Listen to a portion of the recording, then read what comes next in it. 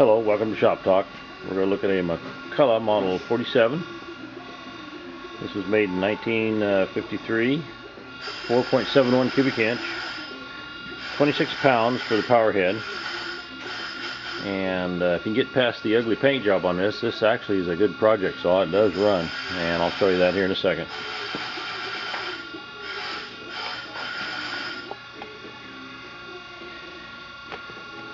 Somebody has decided to paint this one forest green.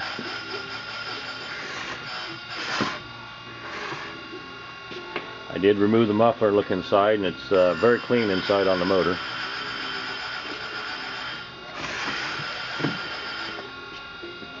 It is missing the drive sprocket. And let's give it a shot of mixed gas, see if it'll start.